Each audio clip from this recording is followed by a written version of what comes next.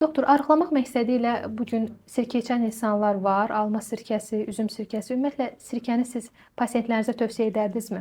Təbii ki, hiperosit mədə xəstələrinə tövsiyə olunmaz. Mədə iltihabını artıra bilər. Amma mədə xəstəliyi olmayan sağlam adamlara sirkənin bir xeyri vardır ki, elə bir zərəri yoxdur. Sirkə təbii prebiotikdir. Bağırsaqda olan faydalı mikrobların bir qidasıdır, belə deyək. Bağırsaq mikroflorasının yaxşı, normal olmasında iştirak edir. Orqanizmə detoks edici toksinlərdən təmizlənməsinə zəmin yaradır. Mədə turşuluğunun tənzimlənməsində iştirak edir ki, bu da gün ərzində həzmə kömək eləyir. Pis xolesterinin azalmasında bir təsiri vardır. Ona görə təzyiq xəstələri, xolesterini yüksək olanlar, ateroskleroz olan insanlara müəyyən faydası vardır. Və sirkə dedikdə biz sırf evdə hazırlanan sirkəni nəzərdə tuturuq, yoxsa marketlərdə satılan sirkəni içmək olarmı? Düzgün texnologiya ilə hazırlanmış marketdə satılan sirkələrdən də istifadə etmək olar. Ev şəraitində yenə də düzgün hazırlanmış sirkəni də qəbul etmək olar. Suya qarışdırıb təbii ki, olunmalıdır. Uyğun dozada, miqdarında, qədərində olmağı